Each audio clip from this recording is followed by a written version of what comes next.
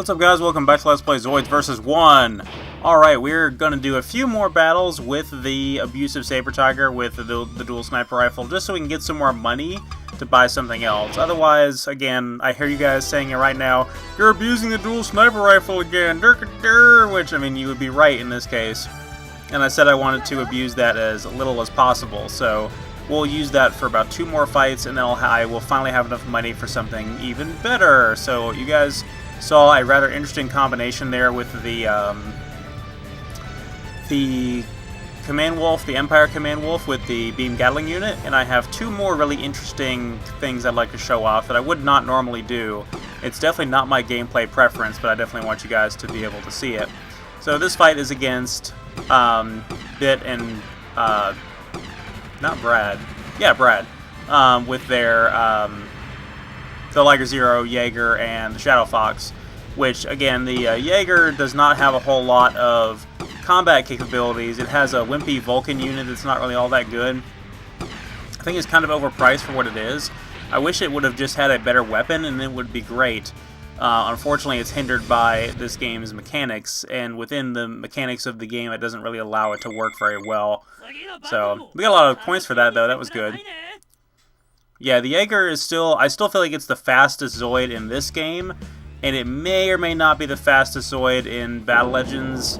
I think the Diablo Tiger may be faster. I've had that conversation before, and somebody corrected me because they tried to do a all-out sprint, like a drag race with the Jaeger to see which was faster. The Jaeger is the fastest ground Zoid in the anime, though, because the Diablo Tiger did not exist. But I have something else I want to try to buy. Just checking to see if I have enough money for it. If I were to buy the Dark Spiner, that would be pretty cool. I do not have enough money for it yet, so we'll do one more, and then I should be good to go.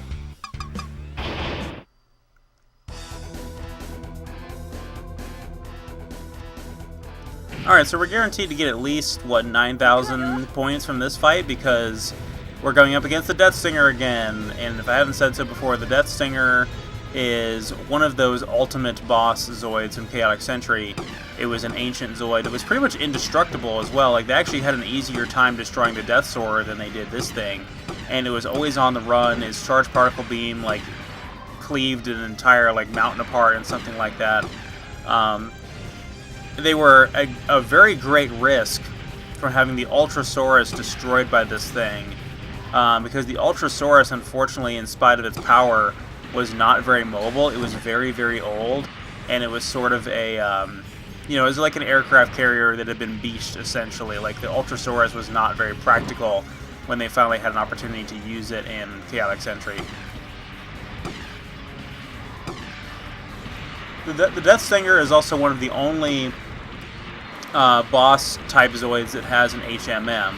We do not have a high-end Master Model Deathsaur, Ultrasaurus, Seismosaurus, or Mad Thunder, but we do have the Death Stinger, and it is the second largest HMM kit.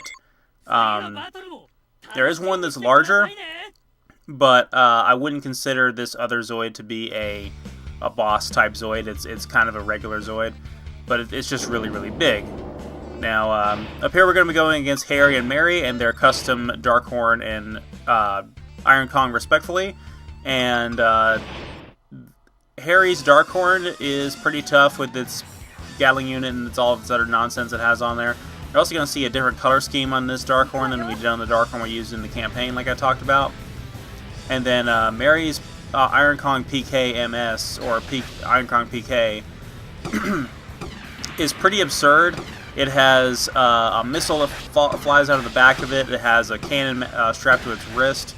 It's pretty loaded, and the Iron Kong PK is what I tried to use a little bit in Zoids vs. 3, and I think we may have had it briefly during this game's campaign, the Empire campaign. It's definitely a lot better than your stock Iron Kong, but again, just because of the way the gameplay mechanics work, I'm unable to really use this thing practically. Oh, it has a beam launcher too, so that's pretty cool.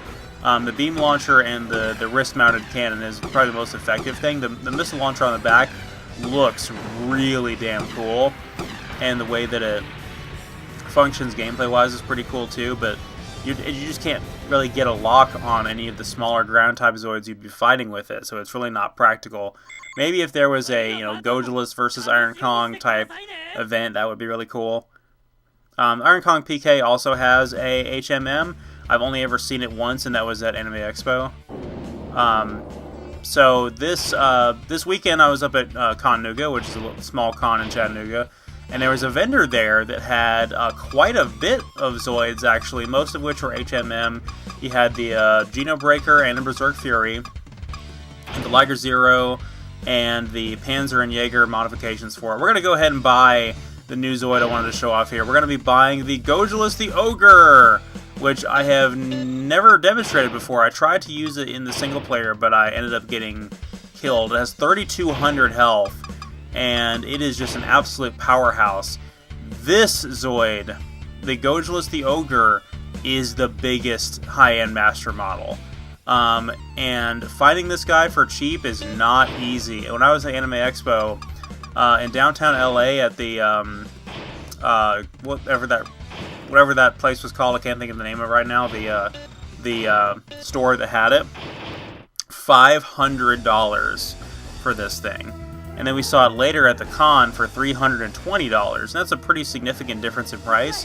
But even then, $320 for a Zoid's high-end master model, that's absolutely ridiculous. We'll talk more about the Gojulas The Ogre as we use it here in this fight. Anyway, so this vendor at Chattanooga, they had a lot of really cool stuff. I was tempted to buy, I really wanted to buy their Geno Breaker, because that's an HMM I wouldn't mind having, but I don't have enough room for more HMMs right now. And I have some unbuilt ones, not to mention I didn't have the money for it really at the time. But they had a couple things that were really, really cool. They had two Revoltech Zoids, which I've known about, but I've never seen them in person at a con. So they had the Revoltech Blade Liger Mirage, which I thought was awesome, because I love the Blade Liger Mirage. And they had the Revoltech Geno Breaker. Another thing about those is they were too expensive for how much those kits compromise the Zoid's details for the sake of articulation. So I really can't recommend them too much compared to HMMs. And they're really, really expensive. Also, I was really, really impressed by this. They had a Shield Liger and Shield Liger DSJ, the black one, that were die cast, and they were $300 each.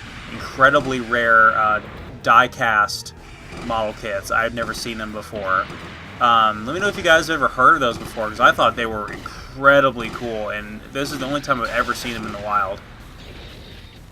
So this is quite the Clash of the Titans out here. We have the Gojulas The Ogre versus Liger Zero X and the Killer Spiner. Yeah, the Killer Spiner. So it does have the Killer Dome attached to it. So it's the Killer Spiner and not the Dark Spiner. And so this is going to be pretty difficult because, again, just like the Iron Kong, the point A maneuverability system of the weapons on this Zoid is what makes it so difficult to use. That being said, it does have some good weapons. Most of the weapons mounted on its arms are pretty weak, but it also has missiles, and then it has the giant fuck-off cannons in the back, which is what I'll be trying to use to deal the majority of the damage to the Killer Spiner here now. I managed to take out the Liger Zero X, and they also took out my partner, which is a shame. So I'm the only target for this thing, which means any damage that it can do to me, it's going to do. But fortunately, they've barely touched me, and I have a lot more health, maximum health than them. So I should be able to turn this around again. This is definitely not my preferred playstyle. You can also easily tell when you have the LRB cannon equipped, because it will articulate and move to the correct positioning in order to open fire at the Killer Spiner. It does have a bit of homing capability, which I'm sure is greatly improved in Zoids vs. 3.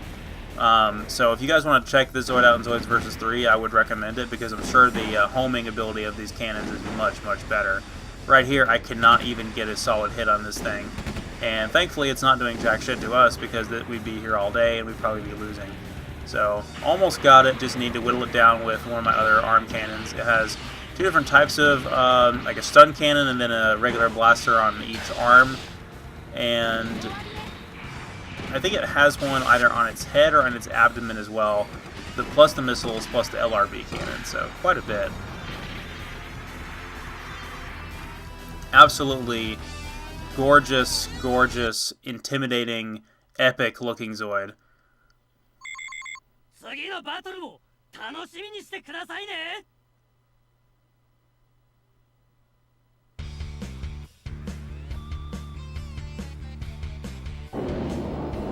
Alright, now we're gonna go up against the Berserk Fury and another Genosaur. This is gonna be challenging, so I may have to swap from the Gojulas back to the Saber Tiger because I'm not gonna be able to defeat them.